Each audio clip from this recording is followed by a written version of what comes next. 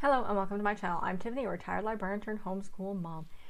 And following with our food theme of January, I'm going to be covering a cookbook of a book series that I'm not going to recommend because it's not child friendly, it's barely teen friendly, and it's not done yet and nobody knows if it ever will be. If you're a fan of fantasy books, you're probably going to get what I'm talking about. So here we go. A Feast of Ice and Fire, the official cookbook of George R. R. Martin's The Game of Thrones. No, I'm not recommending the book series. My husband's read it. I wouldn't. Not my taste. Too dark, too icky, and not done. So why am I covering the cookbook? So I bought this back when I was, I think, either early in my marriage or before me and my husband got married after we moved in together. And I love this cookbook. Oddly enough. Why am I covering it? Because if you're looking for historical recipes, this is actually a really, really good resource. I use this cookbook a lot. In fact, it has my go-to bread recipe in it, as well as my go-to hummus recipe in it. There's stuff in here I haven't tried yet. Those are the two that I literally make frequently. Like, I made his hummus recipe, or actually he didn't write this. The actual authors are two actual chefs. Chelsea Monroe-Cassel, I'm mispronouncing that, and Sariann Lehrer, again, with an introduction by Martin. So this is the official, he approved this cookbook. And it's a great historical cooking recipe book. So despite this, and its association to the crazy person that is George R. R. Martin, who refuses to finish his book series and drive everybody crazy, and the TV series that fell flat on its face because they couldn't wait. Possibly similar to J.K. Rowling, only they ended this badly. And of course, she finished her books. One thing she has up on Martin, who hasn't finished his book. But back to the cookbook. Yes, would I consider this book cookbook kid-friendly? Kind of. Depends on your kid. This is not kid-friendly recipes. This is, however, very good at historical recipes. And that's why I love it, because you have both a modern and historical recipe in this book. So this is definitely focusing on the medieval. So it's situated, if you're not familiar with Game of Thrones, it's kind of situated by location. So, and I'm going to peel through this. You can also see that I have markers in this book. So it starts off with some interesting stuff. It's some of the basic sauces, seasonings, stuff like that, and it's leaning toward this is medieval. So however, you do get some Mediterranean food near the end, because they go to a place called Marine, which is in the books. It's loosely based on the Mediterranean. So that's where the hummus recipe comes in. So it gives you some of the beginning is basically a sweet powder, and I've made this. In fact, I've made it recently because I enjoy it. In fact, yeah, a couple of different things. It's sugar and cinnamon and ginger and grains of paradise, which is pepper. It's fancy pepper. Nutmeg and gangle, which I can't remember what the heck is, and a cup of sugar. I use that. I occasionally put it on pancakes and things. It's almost like a slightly spiced up cinnamon sugar thing. Then let's see. And I made the Ponte Force, which is strong powder, which is black pepper, cinnamon, mace, ground ginger, ground cloves, and then long pepper or grains of paradise, which is optional. Again, I bought grains of paradise. I've made that as well. Then it has a medieval butter sauce. It has a medieval black pepper sauce in here. This is all in the beginning, and some more sauces, and it tells you how to make a roux. Always a good thing. And for you not familiar with a roux, it's a sauce base of butter and flour. I learned how to make that from my mother. Medieval pastry dough, medieval sweet dough. I haven't actually done a lot of these. Lemon pastry dough, and then summary of cuisine by region. So these are the regions they look at some of the food from each of the areas, which is the Wall, which is, again, those are familiar for this. This is like the far, far north. And then you have the regular north. You have the Vale, which is kind of in between, the Riverlands, which is swampland, the Iron Islands, which is out in the sea, the Reach, which is mountains, Dorne, which is entire south, which is the south, King's Landing, which is more well, they did all the filming in Croatia for this, so that's kind of the area. I think it's Eastern European, and then across the narrow sea, which is definitely Mediterranean. So the wall, I'm trying to think if I've made these. I think I made the. It has some interesting recipes, and this is. It basically goes by meal. So for each area, you have a meal. So it has breakfast, lunch, kind of dinner kind of thing. So, and dessert. There's always desserts. And occasionally there's a drink in here. The breakfast on the wall, which looks very much like an English breakfast, including boiled eggs and ham steak and things like that. So the apple cakes I have made, these are actually more like donuts. These are apple stuffed like donuts. And I've made these before. They're very, very, very good. They're not healthy. So this is the medieval apple cakes, and this is what this does. It gives you a medieval recipe, and then it gives a modern apple cakes. So I have not made the modern apple cakes. I've made the medieval ones, which are a stuffed apple donut. This looks more like a muffin. Yeah, so it's a cake thing. So that's what that is. And that's what's great about this book, is it has a lot of the recipes. It has this medieval recipe, and then it has this modern recipe. Oddly enough, I've not done any of the modern recipes. I've done strictly with the medieval. More bread recipes, the buns, raisins, pine nuts, and apple. That's an Elizabethan recipe. Let's see. And my page is getting stuck because, again, I use this book. And then, again, this one also has a modern recipe, which they don't show a picture of.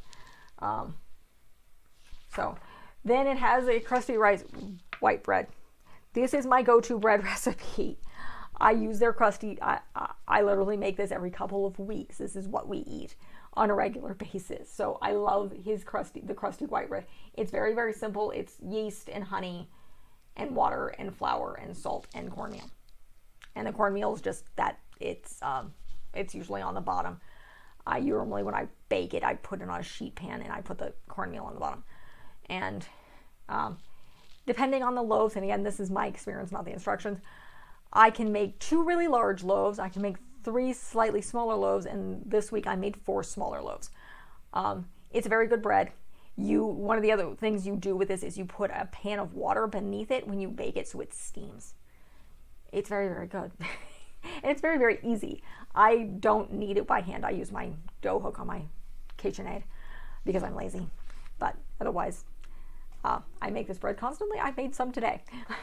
In fact, the day of I'm making this, I made some today. This is June. I'm still making this by the summer. You have a salad here. Let's see. The bean and bacon soup. This is the traditional bean and bacon soup. This is another favorite recipe. We've made this before. This is more of I think it's an onion soup. She talks about, it does do some quotes from the book, but it's not relevant.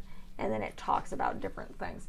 So yeah, this is an onion, celery, fava beans, bacon, beef broth. It's a very, very good soup. This is the medieval one. This is the one that I cook. The modern one, the modern bean and bacon soup doesn't quite look as appealing. I've not made that. I've made the medieval one. Has a pork pie. There are some strange things in here. The modern pork pie, which looks very, very medieval and very fancy. I'm too lazy to make all that crust. And just for, from my own knowledge, I'm a history nerd, and I particularly like the medieval, early modern Renaissance area of Europe. That was my focus. They normally wouldn't eat this crust. So, peas porridge, which I've heard of, which is pretty common everywhere else. You have the medieval peas porridge, and then you have a modern peas porridge. Let's see. You have a rack of lamb. Not something I would ever cook. We don't do normally big cuts of meat in my house. And yes, this book is heavy. There's a lot of stuff in here. And this doesn't have not all the recipes have a medieval and modern, because it's a rack of lamb. So then it has iced blueberries and sweet cream. This is medieval. So it's a medieval cream bastard. And yes, that's what it says. Though it's probably French. But this is blueberries, egg whites, milk, a little bit of milk or cream, honey, and sugar. Interesting. Maybe something to try eventually. And then you have a modern sweet cream, which looks more parfait-ish. Let's see, fresh or frozen blueberries. And then the cream. And let's see.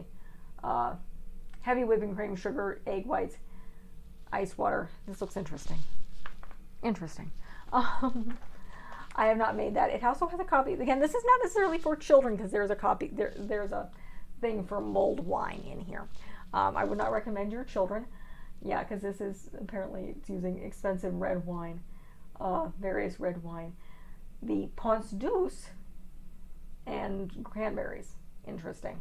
Medieval mulled wine. And then Southern mulled or Southron mulled wine, which looks far more complex. Again, I don't drink alcohol, so these things have no interest to me. I've normally skipped over these things. You have the bread. So this is breakfast at Winterfell. So that's if you're not familiar with Game of Thrones, it's basically the at least in the TV show, which I'm more familiar. I haven't read the books. My husband has. I'm a little bit familiar with them because I've looked at their wiki page because it was very interesting. And yes, we watched the entire seasons together. We have a giant map of Westeros on our wall that we used for people to sign at our wedding. So that was literally a year before the mass disaster of an ending. So it's very interesting. Oat cakes I have not tried yet. I've thought about it. Again, these are, and you have modern oat cakes. They look very, very similar. Then they have a cold fruit soup, carrot porridge. I'm trying to think. The onions, which I don't like. Buttered beets, we've tried that. We did not like them. So, and we've had experiments. So these are the buttered beets. They actually look very good. If you like beets, they're probably good because they're a mixture of beets and butter and olive oil and parsley and balsamic vinegar. We didn't like them. We tried them though. And then there's a modern beet pancake, which looks interesting. And then I tried the turnips and butter. Again, we did not like these. This is more, I'll show that. It's like layered turnips. It's turnips and cheese. So it's turnips and mozzarella cheese. It's layered turnips and mozzarella cheese. So it's interesting. Again, my husband didn't particularly like it. Then you have modern turnips and butter, which looks more like a squash recipe. I could be wrong. Turnips, milk, thyme. Looks interesting. You have a vegan bacon pie. Various things. What on earth is this? Oh, this is a beef recipe. It gives me some sort of other weird word. Honey and chicken, which I've kind of done. Whole chicken recipes, baked apples, and that's the end of the wall. So then the south, you have black bread, which I've actually made. I made their black bread. The black bread is very good. This is, let's see, similar to, this contains beer. I remember doing that. I had to buy beer.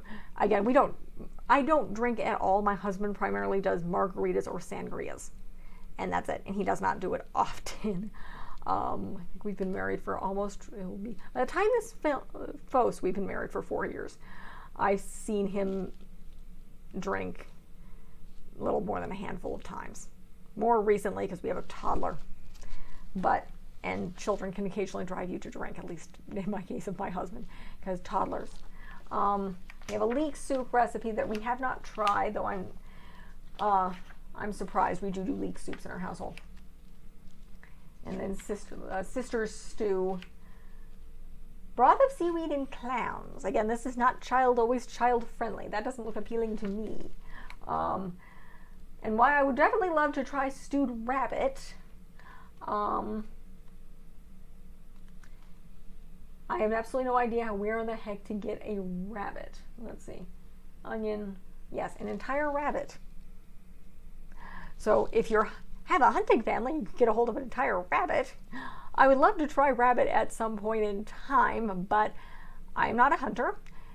I do not know any hunters, and I have no idea where the heck to get a hold of an actual rabbit.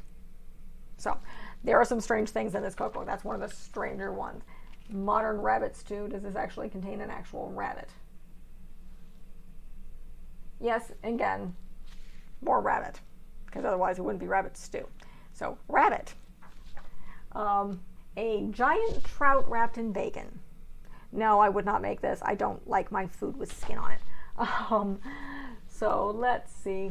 And yes, this is a review I'm going to mention.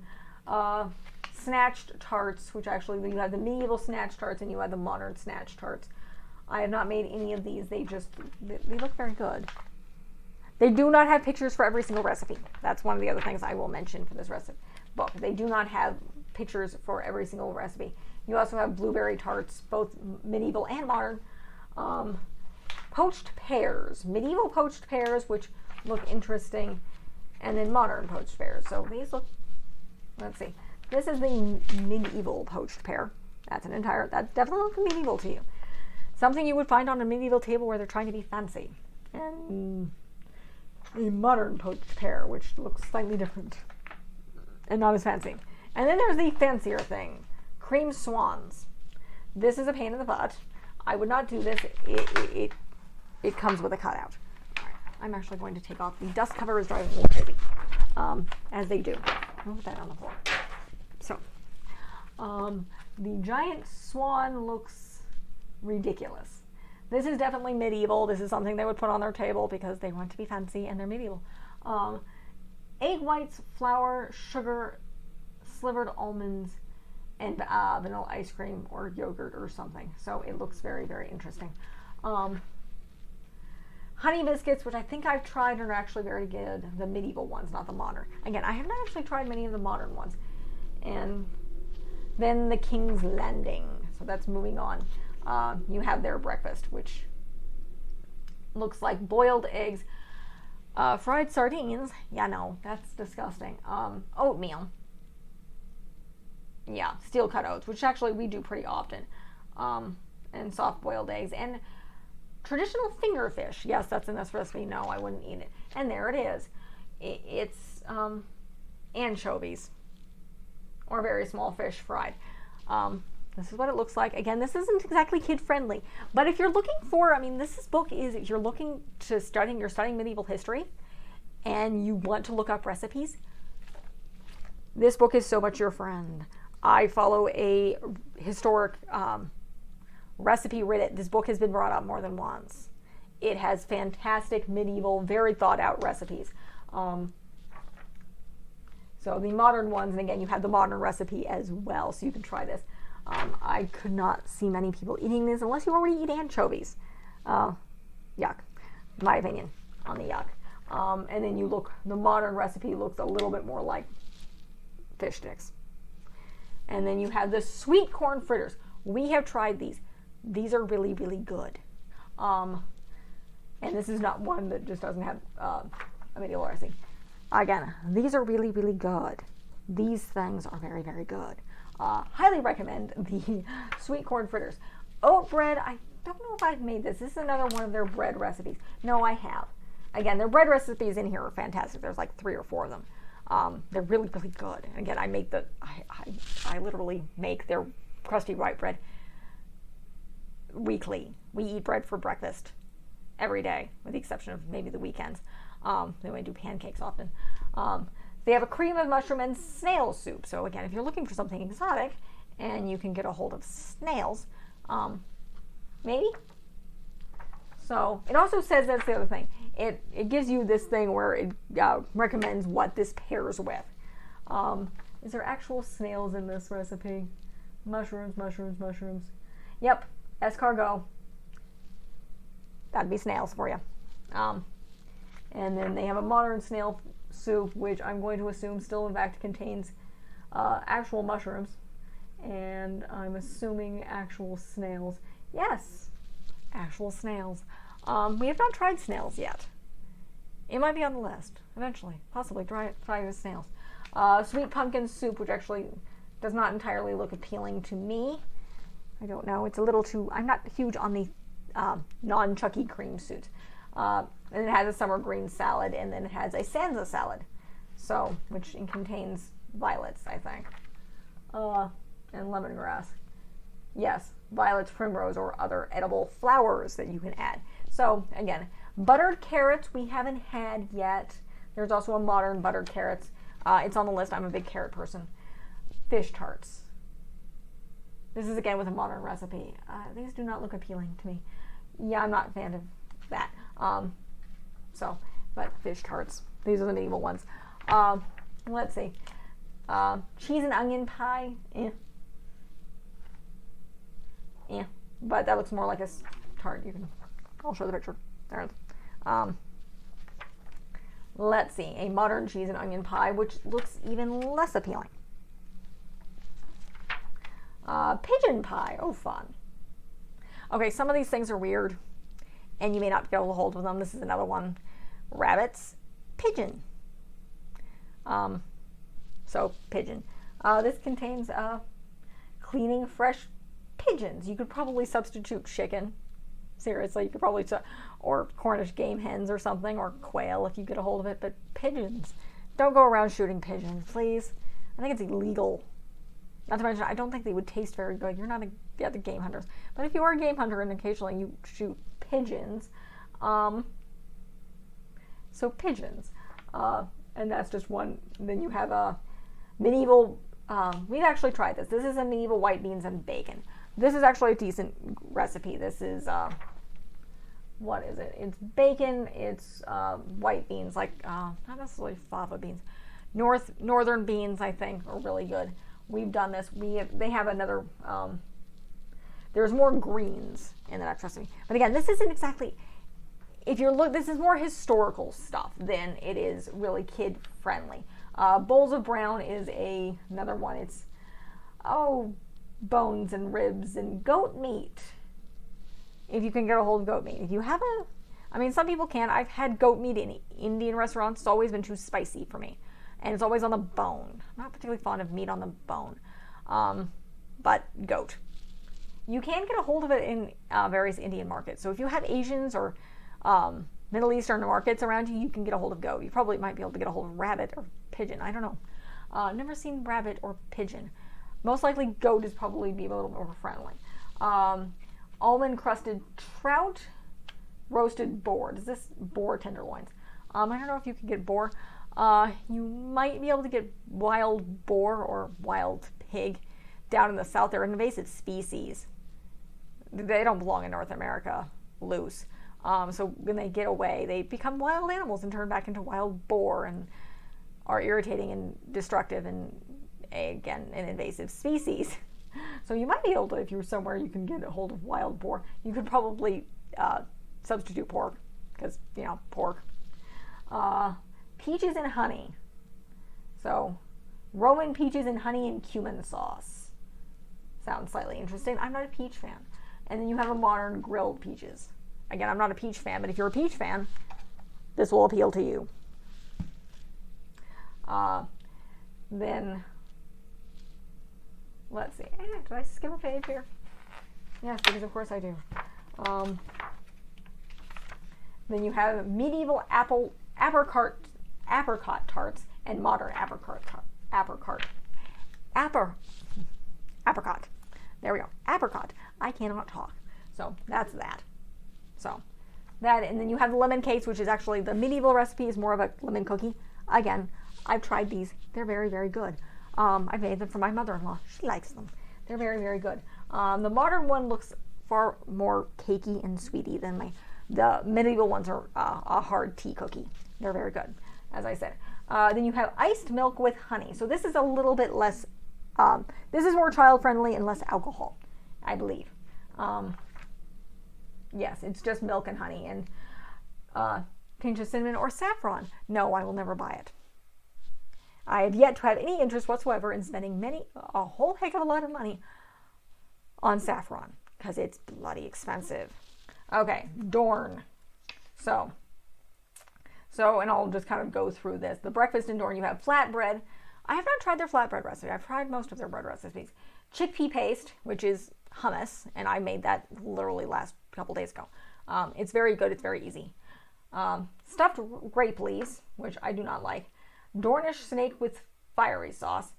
Duck with lemons and lemon sweet. So the breakfast in Dorn looks very much like some sort of mixed kind of Mexican thing with onions and poblano peppers and olive oil and an ice cube and eggs. So it's more kind of omelette-y, hash-like thing with peppers.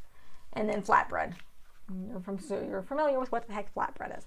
I have not made their flatbread, but that's their flatbread. So it's a flatbread. Then you have modern flatbread, which looks like flatbread. Then this is their chickpea paste. It's really, really easy. Food processor, chickpeas, tahini, which you can usually find. I find mine you can either find it at Cost Plus or World Market, or I find it at Trader Joe's, or a lot of other places are now selling tahini, which is sesame paste. Don't eat it. It's disgusting. Yes, I've tried the actual raw sesame paste. It's not appealing at all. It really is very disgusting. It's fine in the hummus, or the chickpea paste as they're calling it. Stuffed grape leaves, typical kind of Greek fare. I have no interest. I would not eat these. I do not like grape leaves. Then they have a Dornish snake and fiery sauce. Does this actually contain snake?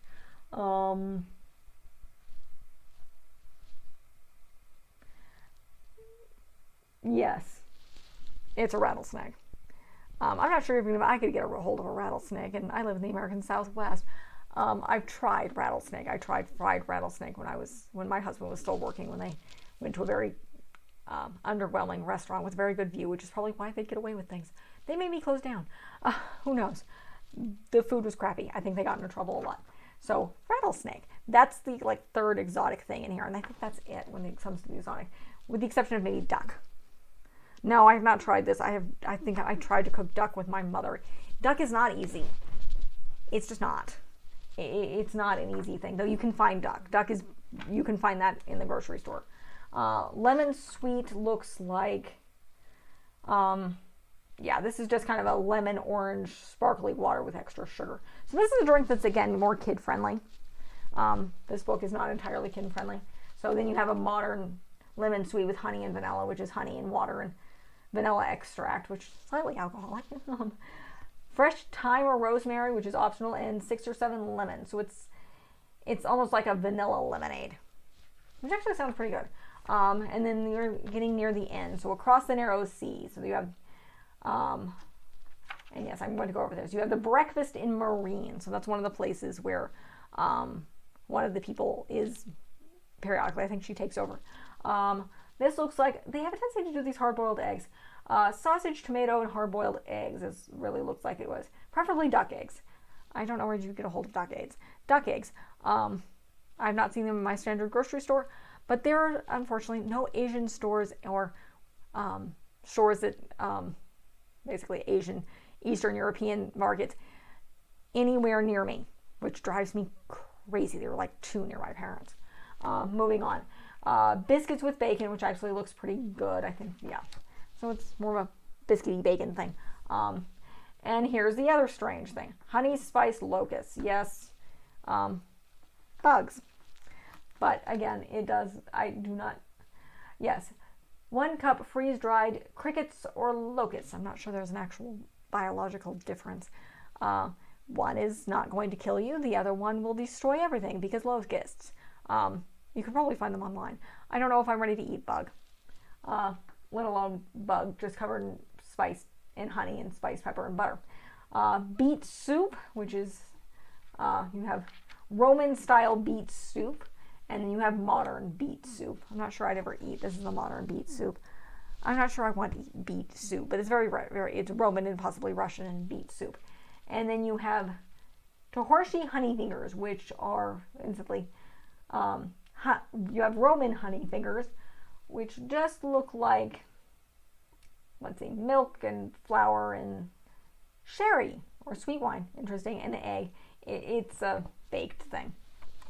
It's kind of a baked snack. You can probably use it with kids. If you're baking it, it's going to get rid of most of the alcohol. And then you have modern honey fingers, which does not contain alcohol. No. Lemon juice. Yeah, and orange juice. So this looks more of a donut. So the modern one might be more interesting, unless, of course, you want the alcohol. And then, let's see, Elizabethan winter cakes, which that's what these are. These look more like a cookie. And let's see, we're going to go through all of this. I'm actually almost done. Yes, this video is a little long, but I figured I'd give you a look into this recipe book because it's one of my favorites. And then the modern winter cake looks very, very different. Some of these recipes are funny. They look very, very different. Sometimes they're far more cakey. This is definitely not child friendly. This is a pear and brandy. So it's sugar, water, ripened pears, and a bottle of brandy and fruit protector powder, which I have no idea what is. That's optional. So you're soaking a pear and brandy. Not child friendly. This looks more of a drink. Then you have an iced green minty drink, which is a traditional iced green minty drink, which is tea. Yeah, it's a green tea with mint and lemongrass. I'm not a tea drinker, so not appealing to me. And then the modern one is, again, cute honeydew melon, interesting, and ice and French mist. So this one might be, and ginger ale. So this is more kid friendly. The modern one's more kid friendly. So, and then honey sweetened wine. Again, that's the last recipe, and that's a semi-sweet white or red or rose wine, honey, and lime wedges. So there's a lot of stuff in this book. There's a lot of good stuff in this book. There's some strange stuff. I'm not going to eat locusts. I'm not particularly fond of cooking duck because it's hard. And as adventurous as I am, duck is expensive. You could probably substitute pork for boar. You might be able to get a hold of rabbit and pigeon, but otherwise there's some really normal recipes in this book. So I really do recommend this if you're doing one. There's some great recipes in general. Two, yes, I read off all of them. If I wasn't talking too fast. If you're studying medieval history and you want to do some recipes, this is a great resource. And again, I do their white bread all the time. I do their hummus recipe all the time. Their bean and bacon soup, the medieval one, is a favorite of our family. We just haven't done it in a while because it's hard to do soups when you have a toddler and they eat and they're messy. So we haven't done a lot of soups lately. I've done their brown bread. I've done a couple of their breads. The lemon cakes are great. So there's several recipes in here that I have tried, minus the locusts, the rabbit, the boar, stuff like that. Again, I rave about this book. If you're looking for from medieval recipes, Roman recipes, stuff like that, this is a great resource. The authors did a very, very good job with this book. So this is A Feast of Ice and Fire, the official Game of Thrones cookbook, the official companion cookbook. It's worth the money. It's worth, even if you do not like Game of Thrones and want nothing to do with Game of Thrones, this is a great book, and it is worth it to get this book if you're looking for, if you like some of the recipes that I called off, if you're looking for something for medieval stuff, because it does have the option, a lot of these, to have both a medieval recipe if you don't like that with a modern recipe, or you can try both. Again, I haven't tried the modern recipes very often. I've somehow managed to stick with most of the medieval recipes just because they look more appealing. So great book. That's the reason I bought it. I actually went into Barnes & Noble and physically bought this book. I will not buy a cookbook without actually looking at the recipes and like, is this worth it? So that is it for this review. Very good cookbook. I will link it in the description. As far as I know, it should probably still be in print because it's really popular, and even though Game of Thrones might not be. It's a great resource. I love this book. It goes with the theme of food this month. So I will be covering 3 more cookbooks this month. So, and I've already covered Roald Dahl's Revolting Recipes, which is the only really, really kid-friendly. I'm doing one that has to do with the Secret Garden. One has to do with Anne of Green Gables, and then a Celtic cookbook. All of these books I researched and looked at the recipes, and yes, I would cook the food. So hopefully by the time I do those reviews, I'll actually have touched them, because I have not bought those books as of this review, which is being done in June. And yes, this is June of 2021. And it's got, you guys aren't going to be seeing this until January. Yes, I'm going to admit when I'm filming this. But if you like this review, I have a bunch of food reviews. I'm going to be doing some food recipe blogs this month of January. Last month, December, I did a bunch of fun Christmas stuff, Christmas movies, Christmas books, did Native American stuff in November, did Halloween stuff, including Dracula, Frankenstein, The Phantom of the Opera, and Legend of Sleepy Hollow were the classics that I covered. I covered some kid-friendly Halloween books and mostly kid-friendly films. In October, I also covered all of Harry Potter because I'm crazy. That started in September, finishes in October. I did a bunch of other book reviews. I've covered Anne of Green Gables. I will be covering The Secret Garden in March. So that's coming up. February, I'm covering I'm doing African American and Asian American history. I'm doing both because it's African American History Month and it's also Chinese New Year. So I'm covering both of those. So if you like this review, again, that's kind of some of the stuff that I've already covered. I did some homeschooling stuff as well as some kids travel stuff in the past. If you want to check out those reviews as well, and there's a bunch more to come. So check out my channel. Thank you.